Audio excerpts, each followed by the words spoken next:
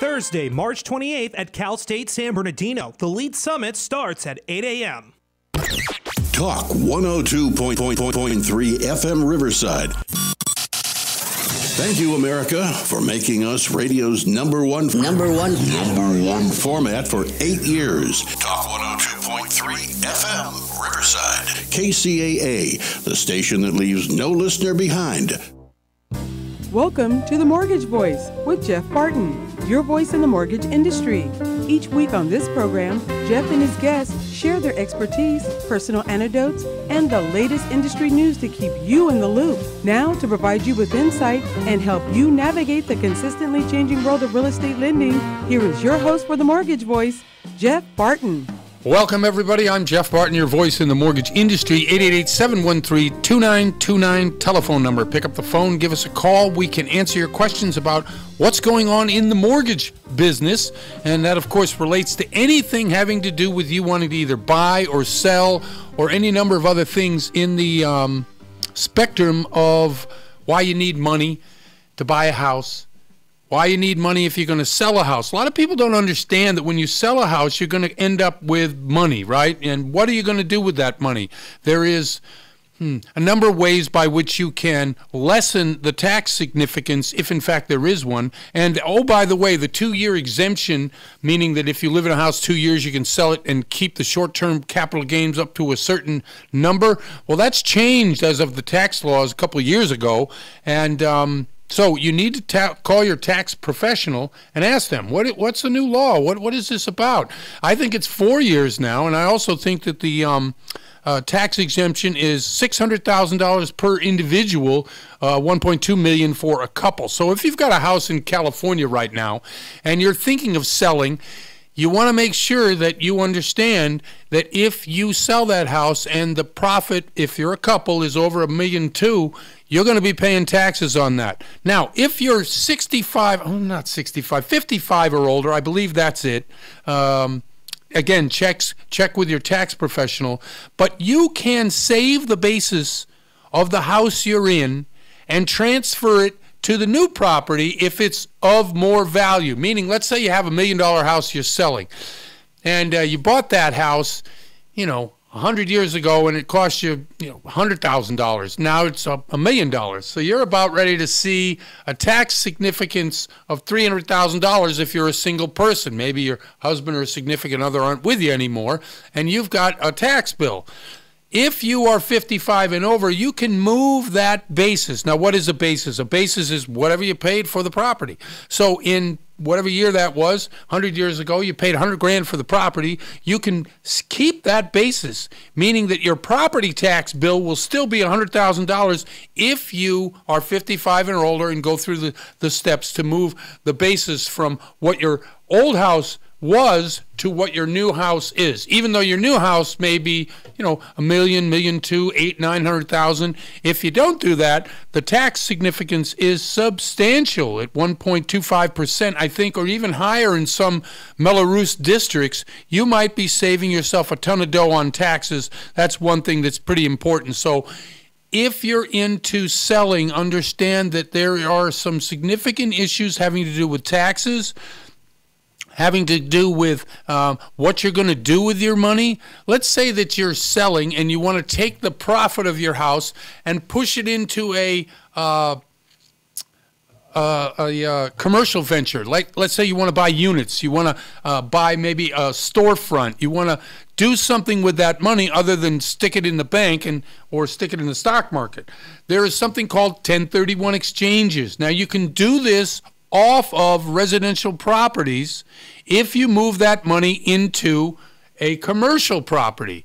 And again, if there is a tax significance that you're worried about, you're a single person or you're a married couple, you just sold something that's going to give you a tax, issue with $300,000-$400,000, maybe you want to move that money tax-free into a commercial venture. And now, what do I mean by commercial? You could buy something, rent it out, and that's commercial. That's considered commercial, right? They do a lot of 1031 exchanges in order to save the tax consequences. So if you're doing that and you're saving that kind of money, that's pretty good scratch out there if you're not aware of it. $300,000-$400,000. saving taxes on that because tax significance is higher now than it was.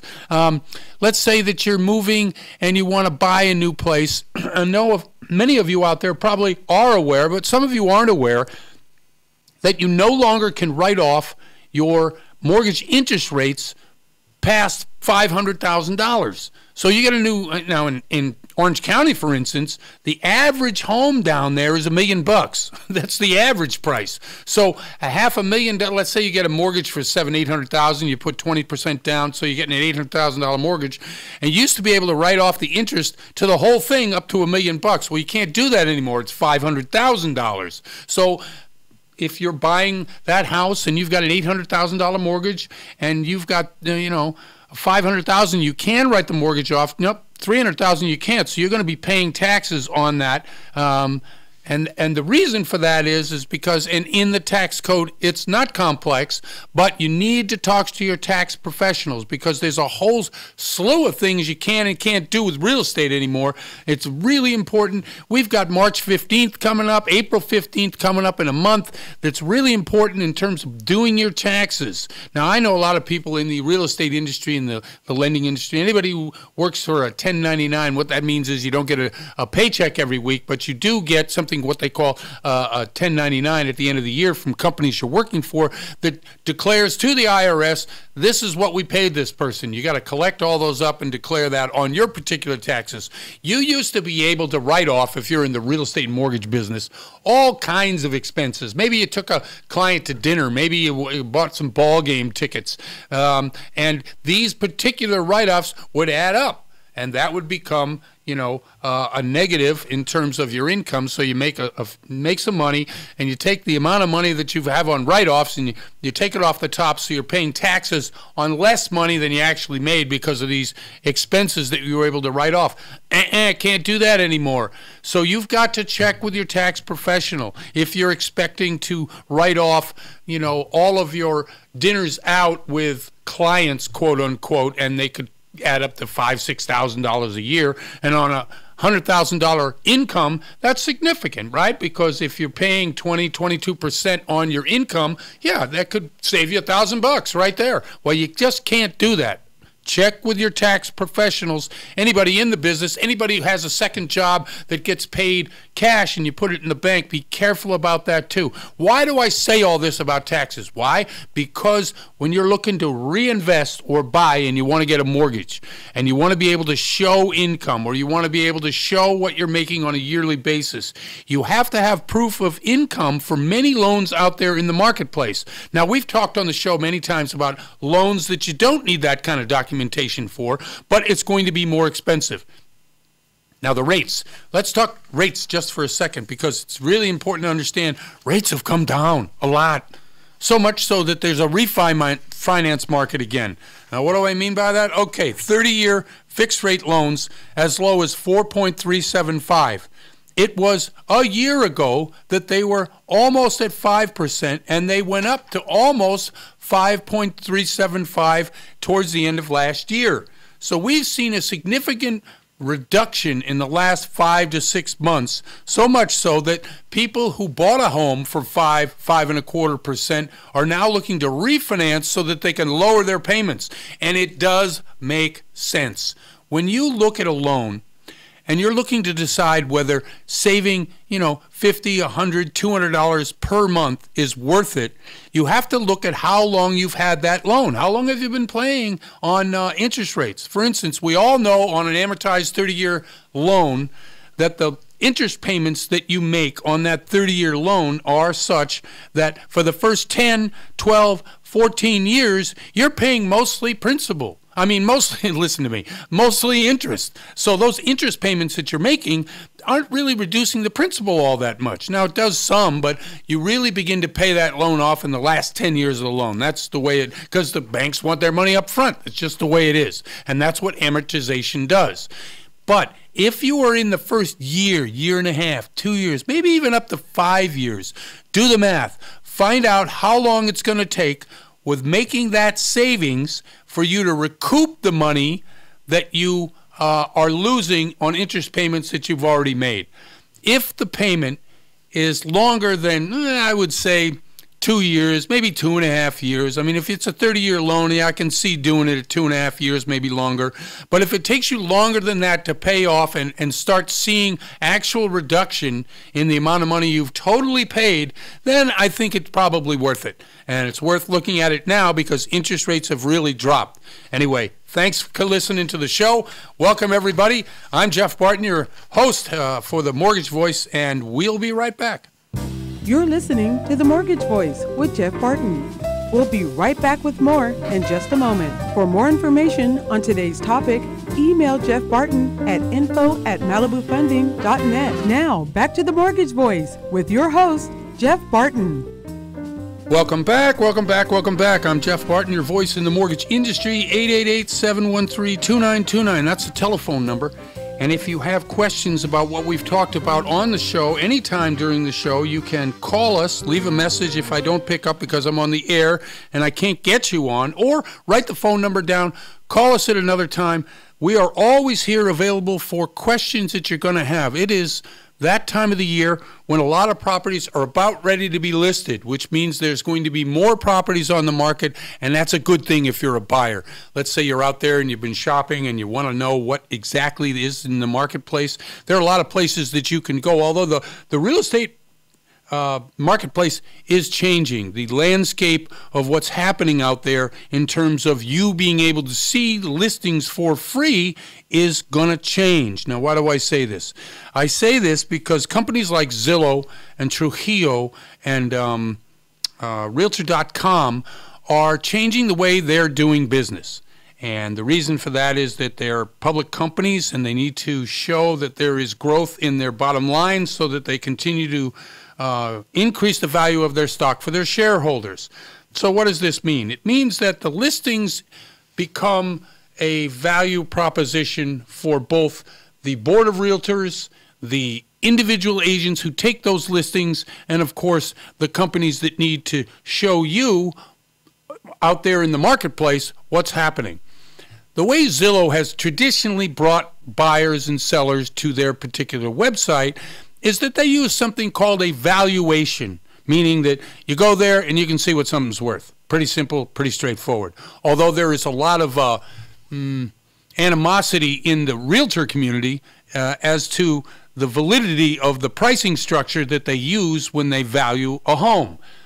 Most people think it's probably 10 to 15% too high. I tend to agree that it is too high. I'm not sure what percentage that is. But yes, I agree too that Zillow, by really buying your eyeballs, they are attracting people to their website because they're saying something is worth more than it is, or that, you know, this is what it's worth, and people who are buying go there and they see the prices, but more or less people going there to buy are looking for all the listings in one place.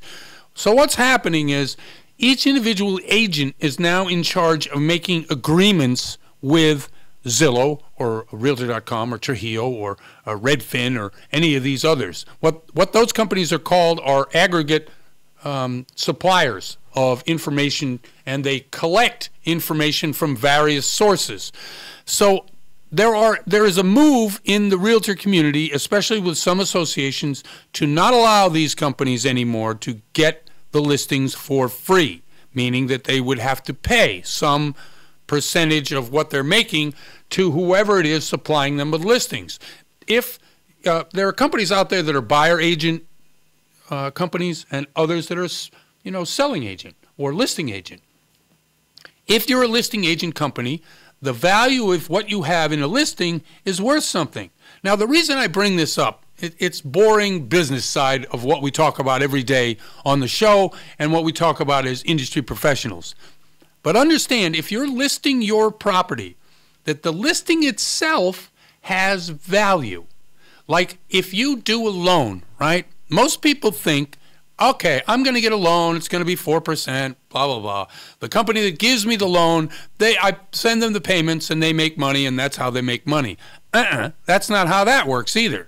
Like the realtor world, in the loan world, the paper of your loan, the actual, whether it's a mortgage in some states or here it's a first trust deed and a note, But that promise that you're going to repay the money that was lent to you is bought and sold on the marketplace all the time. Most of these loans, which are standard 20% down conventional loans, get sold to Fannie Mae or Freddie Mac. If you're wanting to only put down 3.5%, those FHA loans, they get sold over to Ginnie Mae. But those particular cookie cutter loans really get bought and sold 2 or 3 times before they end up with Fannie or Freddie. There are many lenders out there who just look to doing the paper, could care less about the customer other than, are they paying on time? Are they paying now? Are they paying rapidly? And are they a problem? Because then your particular loan becomes valuable. Now, when you do the loan, you will sign a piece of paper that says, yes, I'm aware that this loan can be bought or sold immediately and many times. One of the things that is never discussed, when those loans are sold, there is something called a they sell the loan, right, for whatever it is, a couple of points, 3 points, 5 points, whatever it is. But there's something also called a service-related premium. Now, that service-related premium is what we all know as servicers, people that, you know, collect the money and pay the lender or whoever it is that holds the note. Those servicers are different than your lender, which, of course, is nobody that's going to hold on to that paper. Very few lenders do. So all of this, by its nature, changes the aspect of your negotiating power with the lender. If you said to a lender, now I'm shooting myself in the foot here, but if you said to a lender, look, I know that this note is going to be sold immediately, and I know that the servicing rights, i.e. the people I pay my payment to, is a separate transaction that you also make money on. I want to know if I can get reduced fees. Now, what does that mean as a result of that? As a result of you knowing that, it's telling the lender that, hey, this person is a savvy person who will go somewhere else. They will do this. And in a very highly competitive market, which is what we're in right now, hyper competitive market. Big companies like United Wholesale, Franklin American, and Quicken Loans are in a pricing war right now. That's right, a pricing war. So if you're looking for the lowest rates and you don't necessarily want to go to Wells Fargo because that company seems to not be able to get anything right, or you don't want to go to Bank of America or Chase or any of the other larger banks, and you want to go to Quicken or Franklin American or United Wholesale, those companies are in a price war. So you could probably do very well in terms of your rate if you went to one of those companies. Now, if you have a broker, just say, hey, look, I've heard these rates are great. Quicken just lowered their rates by 1 whole point. There's a war for your loan out there. So if you go in armed with the knowledge that, hey, I know there's competition out there for this loan, and you also know the SRP is being sold, the service-related premium, as well as the note itself, especially here in California where we use trust deeds, that's what they sell. You know that you have an ability to say, look, you're making money twice. I don't need to pay your $895 or $900 underwriting fee. I think that's too much. Or some of the other fees that you might pay.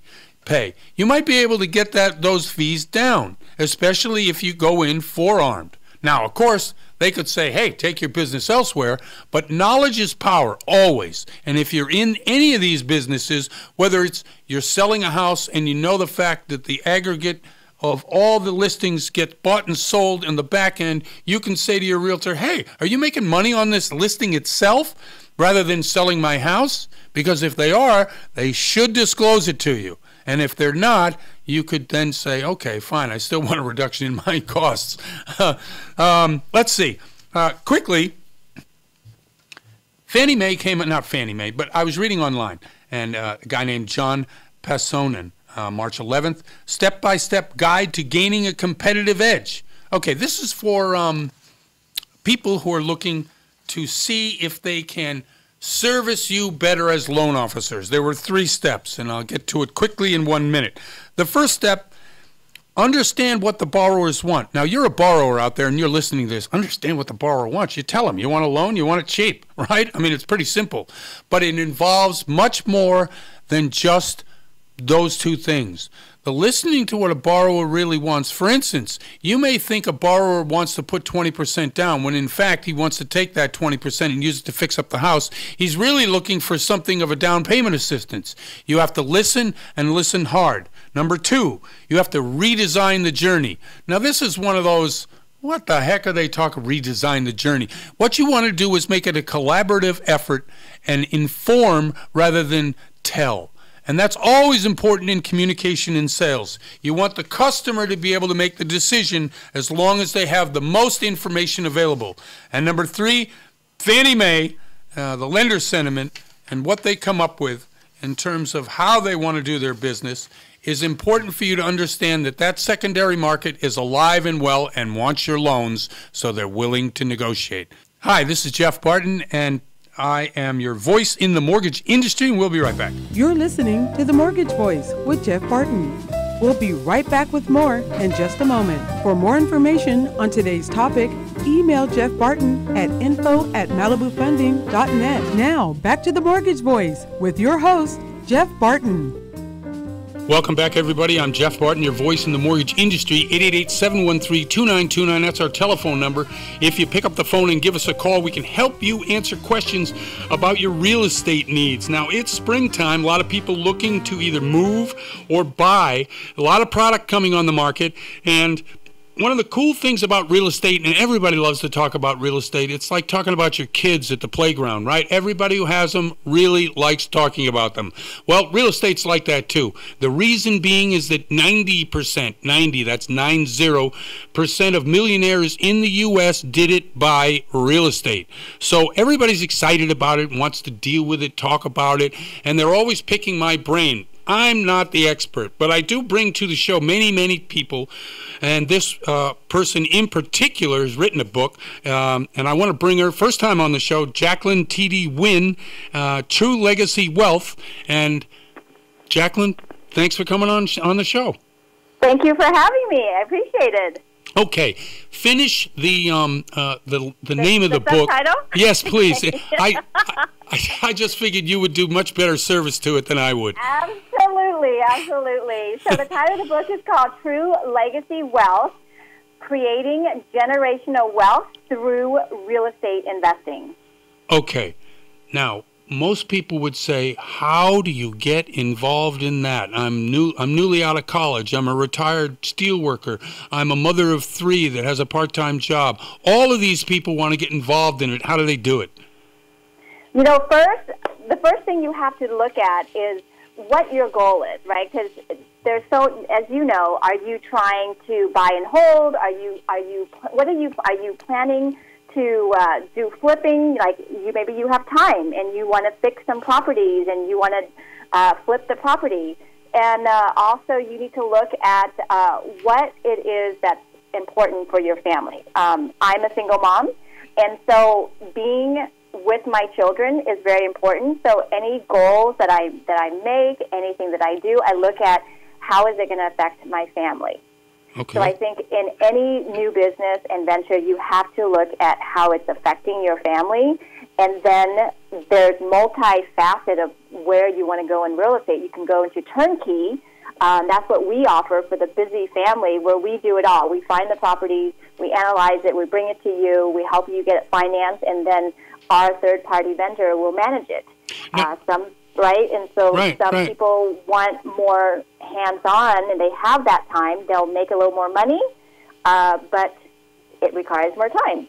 Okay, expertise in this. A lot of people do not want to make a mistake. Everybody is fresh in their minds, 2008, 9, and 10, where everybody seemed to think that every 10 months the property would go up 10 or 15%, they'd refi or they'd sell, they'd flip. Nobody wants to get stuck in that again. How does a novice get involved with this without getting hurt? You know, the thing about real estate that, like you said earlier, everybody wants to get into it, but there is a barrier to entry, as you know. Most people do not know what to do, how to start. They don't know what a good property manager is or who they can even trust. And so you need to build a team. I think with anything, any wealthy person will tell you they have a team. You can't know it all. So you first need to find someone that has invested. Maybe you find a realtor that That's what they do. They help investors. You learn all of the numbers, what a cap rate is, what CRM is.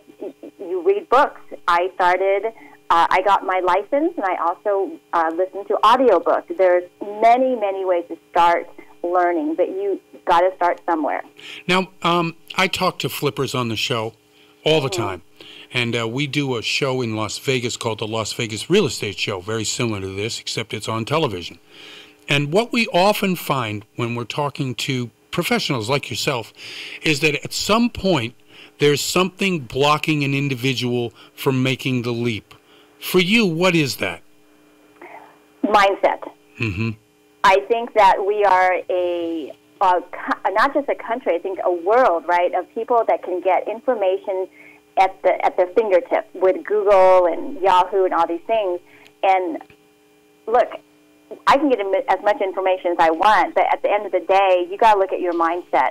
What do you believe that you are capable of doing? Are you good enough? Are you ready to do this? And those are the people that actually become millionaires. They jump when they know it's time, and they build the right team. The team, you don't have to be 100%. Right. Right. I mean, look, I downloaded, upgraded my OS system, and it's so screwed up, and you find out that that's how you're the guinea pig, right? And they send it out. So 80%. If you're 80% ready, right now, that's what I say. Build that team. That's what we do. We've already built the team for our clients, so they just have to join. We have everything in place for them so that it's there, and we start teaching them. But I tell my clients, it's time to jump. You have to look at your mindset and see what's holding you back. In what you do each and every day, helping people, right? I suppose a lot of this information is in the book, right? Yes. Okay, good. Because and by the way, how would people get the book if they wanted to read what you've written? It's on Amazon. So just search True Legacy Wealth, and you'll see our cover there. It's Jacqueline T.D. Huynh and Maurice Kempner. That is the co-author. Maurice is an attorney specializing in tax and real estate and business. So you can order it right now on Amazon. Well, that leads me to a good question, and this is a good pairing of individuals. When you get into the business, if you're in the flipping business, part of real estate rather than the hold or whatever other investment strategies you might have, there is a tax consequence in flipping houses, right? Absolutely. You got to know. Right. You got to know the game to play the game. I think a lot of people don't realize it's not just about flipping. We're talking about it's also a business. Right. Right. People are flipping, so you got to know the business law as well as the tax law. And then a lot of times you may need to put in a trust. So then you got to know estate planning laws and how that works. Right. Exactly. And I think to do it by yourself out of the gate, unless you've got the time to study and you have the money by which you can say, okay, I can risk this amount of money without changing my lifestyle, most people would want to have somebody like yourself with a team to be able to, slowly get into dip their toes into the water. Don't you think that's true? Absolutely. Our property starts at $50,000, single-family home, $50,000 with a minimum of 10% are cash value. In the sense that means that they're getting at least 10% ROI when they purchase it from the purchase price. Now, so these properties at that price obviously aren't here in California. No. California is great for appreciation. So that means that if you are okay putting some extra money in to cover the mortgage because you're not going to get that rent money, it's going to appreciate. But a lot of people that we work with are middle-class income earner, and they want cash flow right away. And so you need to get out of California where average properties, you can get a single-family home for $100,000, yep. With the rental at $1,000 a month. So you are cash flowing, and we help them build that portfolio up. And then once they get a little savvy, then maybe they'll go up to a multi-unit. Or we have a full team that will rehab for them. So we would bring properties to them that they can flip themselves, and we have a team that will rehab for them. property managed too. Do you have a website or someplace people could go online? Because from what I'm reading, nobody actually does anything but go online. Yes, it's True Legacy Wealth, just like the name of the book, .com. Okay, excellent. And on there, I guess, is a way to sign up, is a way to get more information. Absolutely. They can go on there, get a free membership where they'll get, we send out emails, about three to four emails a month with actual listings of properties where they can actually jump and say, hey, I want to buy this $50,000 property. And then we help them get finance and all of that. And you handle the financing yourself, or do you farm that out? How does that work? Yeah, no, we have our team in place. Okay, so we great. have vendors, absolutely everything. They can also, we have self-directed IRA people, so if they want to use their IRA to invest in real estate, we will have them speak to our self-directed IRA people, and then they can use that money too. Jacqueline, thank you very much for coming on the show. I want to do it again because it's intriguing to people to find a way out of whatever they're trying to get out of and into whatever they want to get into. Financially, this is a good way to do it. Thank you for coming on the show. Thank you so much for having me. And thank you. Okay, this is Jacqueline T.D. Wynn. I'm Jeff Barton, your voice in the mortgage industry. We'll be right back. You're listening to The Mortgage Voice with Jeff Barton. We'll be right back with more in just a moment. For more information on today's topic, email Jeff Barton at info@malibufunding.net. Now, back to The Mortgage Voice with your host, Jeff Barton. Welcome back, everybody. I'm Jeff Barton, your voice in the mortgage industry. 888-713-2929. That's our telephone number. Pick up the phone and talk to us about your real estate issues, problems. Maybe you're trying to get a loan and just can't do it. You can't figure out the financing. Maybe you just can't find a location. You know, it is spring almost, and we're going to see a lot more properties on the marketplace.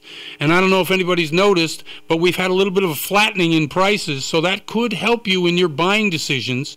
And if you're selling out there, you want to make sure you're pricing your property correctly. If you don't, it's going to sit longer than it should, and you'll get less than it probably is worth.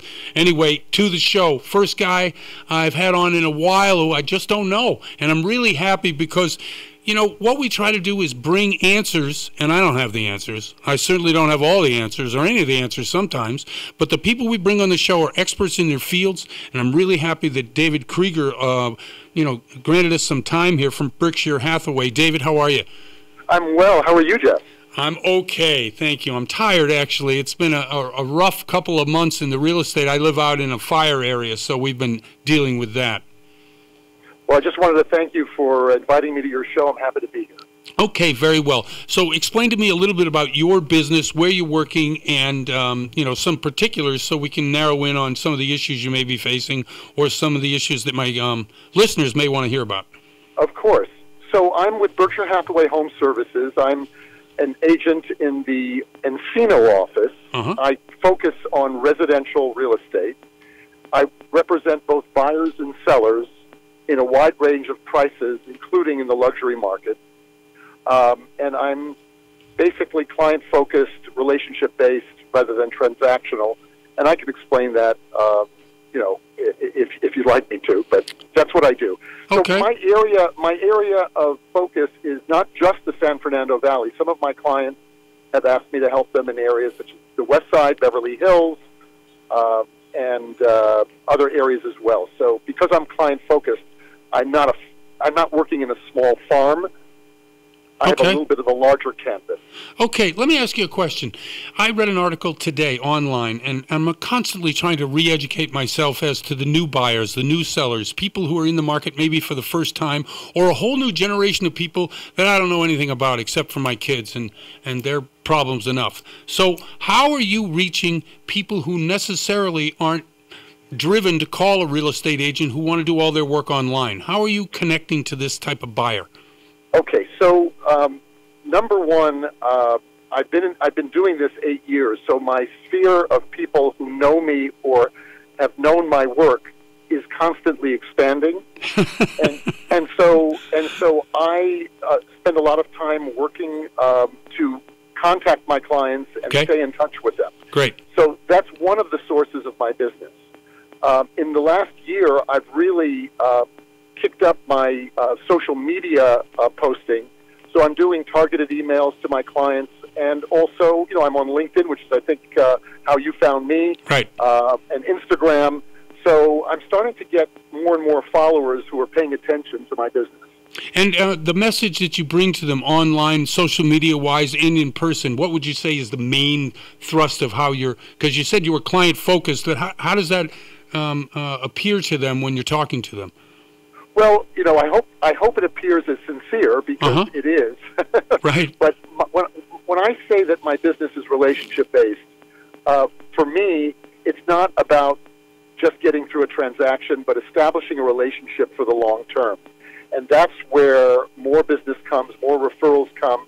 People, that I know that I've sold properties to who have had the experience of working with me contact me and say, I'm making a move, I'm downsizing, I'm upsizing, my family's expanding, and I like to work with them to help them not only find a property, but obtain a result that, would exceed their expectations. So I work very hard to earn that trust every day. Tell me about the market. Okay, let's get a little bit specific about the areas you're working. So let's maybe talk a little bit about the San Fernando Valley and what I'm seeing there, because I live there and and my office is there. I'm seeing that the inventory levels have gone up since last year. A year and a half ago, we were very, very much in a seller's market. I think that is balancing out right now. It's perhaps a slight advantage to sellers, but there's lots of opportunities for buyers as prices have plateaued a little bit, and in some instances have dipped. That being said, I think that I'm still really bullish on real estate long term, and I think that the market fundamentals compared to 2008 are very, very different right now. Right. So I think that there is a degree of caution in the business right now in the market, but people are continuing to buy and sell, and that's where I'm focused. When a buyer and a seller, they get together, they make an agreement, and if a buyer and seller, if they're both unhappy, that's usually a pretty good deal, right? Because now both of them are giving. And so you're seeing more of this now. How do you tell a seller that they're priced too high? Well, listen, when the question really is, when would I have that conversation? Hopefully it's before I take the listing. Of course. Because I'm interested, and I tell my sellers this, I'm interested in selling their property, not getting the listing.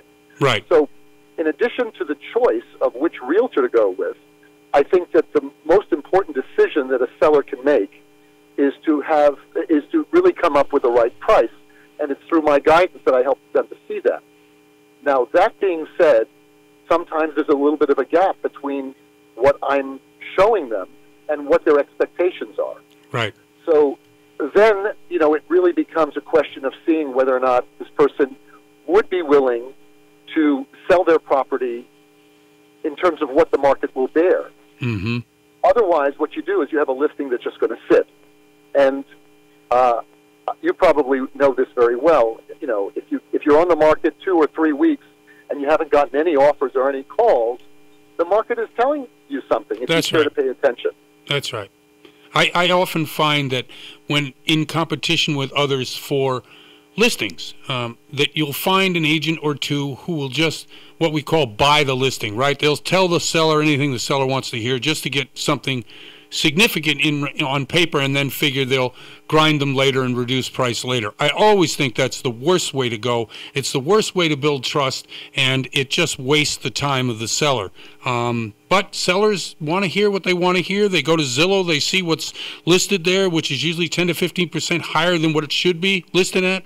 How do you combat Zillow and other these online companies that seem to have high expectation for their sellers?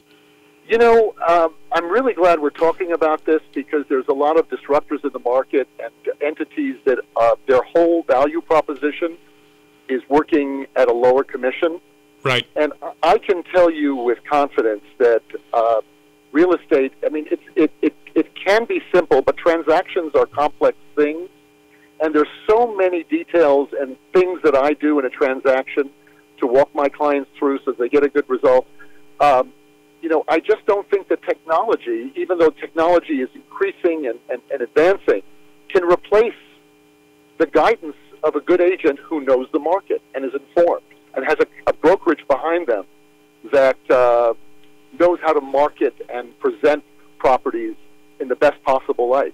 I think I agree with you. I think the experience that an individual brings after being in the business and knowing a particular market is quite a bit different than doing an online search and knowing everything. It just is.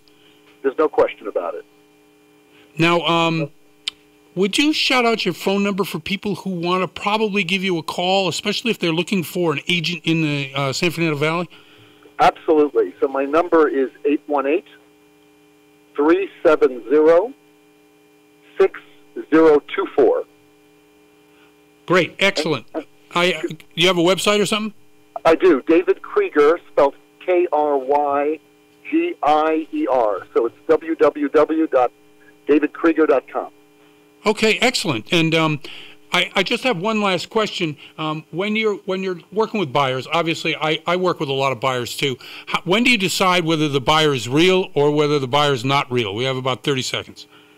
That's a really good question. I mean, it's instinct that I've developed over years, but of course, my definition of a buyer is someone who actually buys. You know, Yeah. And sometimes when you're in a transaction or let's say an escrow with someone, and you begin to sense their anxiety, et cetera. I mean, I really only want to work with people who are committed to the process and that I can help, and that's most of the time. Right. I think that the time at which I make a decision on whether or not that person's actually a buyer can vary depending on their commitment to the process. David, thank you very much. We're out of time, but I really appreciate it. I want to do it again to get an update later on in the years to see what's happening in Encino and obviously in the Valley too. My pleasure, Jeff. Thanks for having me on. Thank you very much. That's David Krieger from Berkshire Hathaway. I'm Jeff Barton, your voice in the mortgage industry. We'll be right back. You're listening to The Mortgage Voice with Jeff Barton. We'll be right back with more in just a moment. For more information on today's topic, email Jeff Barton at info@malibufunding.net. Now, back to The Mortgage Voice with your host, Jeff Barton. Welcome back, everybody. I'm Jeff Barton, your voice in the mortgage industry. 888-713-2929. That's our telephone number.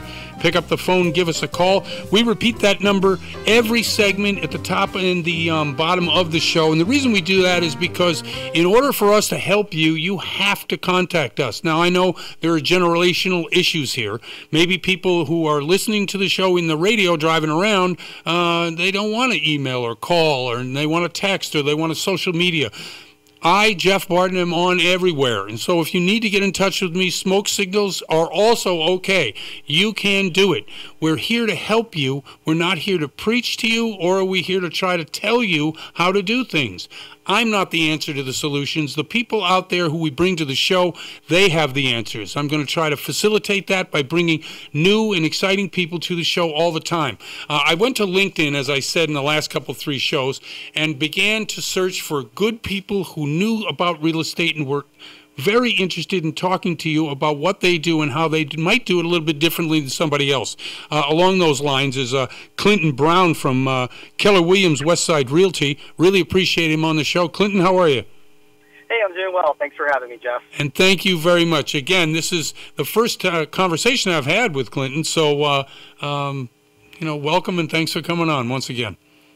Appreciate it. Okay, so tell us about the business. It says West Side, and I'm sure everybody knows where the West Side is, but if you could describe where your business mostly lies, that'd be great. Yeah, so my group, Brown Realty Group, we are with Keller Williams Realty West Side, and that's my area of focus is in Palms and the surrounding area. So that's between Culver City and Cheviot Hills. Okay, very good. Now, specifically, some of the issues that you deal with in your neighborhood that people may not be aware of, you're fairly close to major city intersections down in the Palms area, so it's a high-density living. Is that correct? That's correct. Okay, and what are some of the issues that you might deal with high density that people who are listening to the show would also appreciate?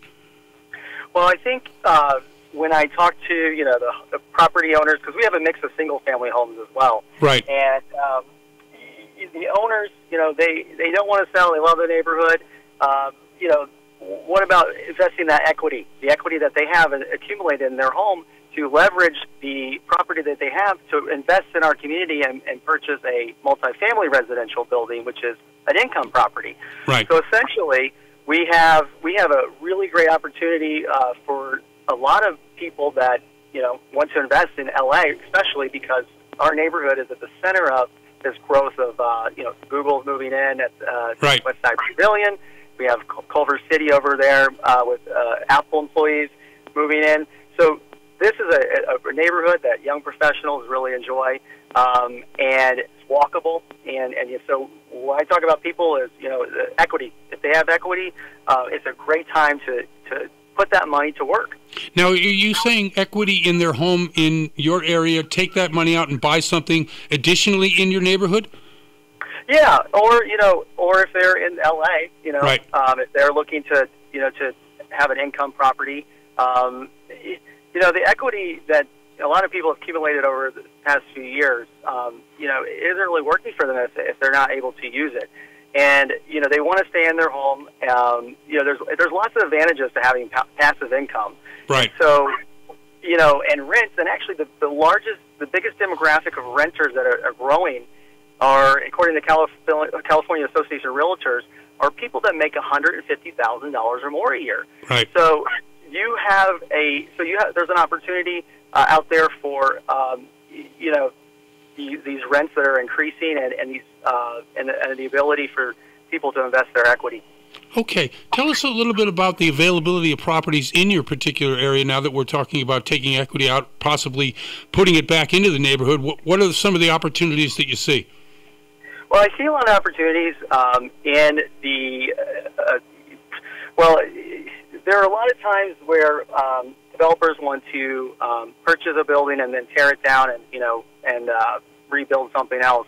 But there's a lot of opportunities to invest in the existing infrastructure that we have. We have some great buildings that were built, in the 70s, 80s, that just need to be renovated a little bit, and so there's an opportunity there. So you don't have to go full on, right. developing and all that. I mean, I think when people think of buying a residential building, they think, oh no, it's going to be a process as far as tearing it down, all this, but then you don't have to do that. We love the character of the neighborhood, and a lot of people would I think appreciate more the fact that we could renovate some of these buildings instead of just tearing them down and building bigger buildings. What do you like to do more? Do you like more of the interaction or the development part? You know what? I like both. I like the fact that, I love hearing how people, their story, their situation, what it might be personally, and how we can get them from point A to point B. There's a lot of different aspects of the job that are very important, but the main focus that I have is focusing on the people and their needs and how we can get them from point A to point B. How are you getting your investors, people that are interested in doing some of this, or because you've been doing it so long, they're coming to you? Well, a little bit of both, but I'm an old-fashioned. I like to door knock, call people. So I farm, quote unquote, farm my neighborhood in respect to that. Especially, I like to get out and hear people in their conversations and what's going on. And I think that that's the best way when you meet somebody at their door and you have that intimate conversation about, their situation, and it's a nice feeling to be able to help them, if I can help them. How are you combating the newer generation? And I don't even know how old you are. You could be the newer generation. What do I know?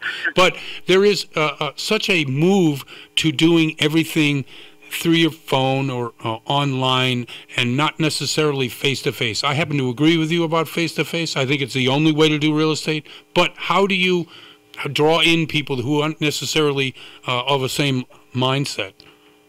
Yeah, so I'm 32, so I guess I'm millennial generation. Uh-huh. However, I think, so we have, our social media outreach, Clinton LA Home. Anybody can go there and see our team. In addition to that, I mean, I like to, whatever the client prefers for their communication. Yeah. We try to do the best we can as far as the outreach, because I know that a lot of, like you said, it's more convenient a lot of people to send a text than pick up the phone. Right. But I like both. I think that part of this job is the interaction with people and the trust that you build. So, yeah. So I think that we want to, because the real estate market is shifting, to more of that streamlined process. Yes, it is. And we want to stay ahead of the curve. And but I think that the one thing that can't replace is that relationship with the realtor that you build and that face-to-face communication. And I think I hope that'll always be an aspect of the job that will be there. Well, in the lending world, I can tell you that the drive to technology is making the interaction between people who do the business and the customers less and less likely. And the reason for that is cost, right? I mean, if you're not making the money you were making 2 years ago, where can you learn to either cut costs or improve efficiencies? And either way, that eliminates people. And so I don't know if real estate itself can be bought and sold by that, but are you intimidated or scared by some of the discount realtors that are out there selling your services short? No, I mean, I think the competition for the market's good. And, one thing about this job is that it changes, just like your, mortgage industry. There's lots of changes. And you have to, kind of roll with the changes, so to speak. And I think, whatever you can do to, implement these, if it's better for the consumer, then, hey, I'm all for it, So we have to adapt to those, because it's consumer driven, and a lot of the times this is if they're not buying their first home or their second home, or that they're going to be investing in income properties. This is a big decision, and I think that I think a lot of people want that that reassurance, that face to face.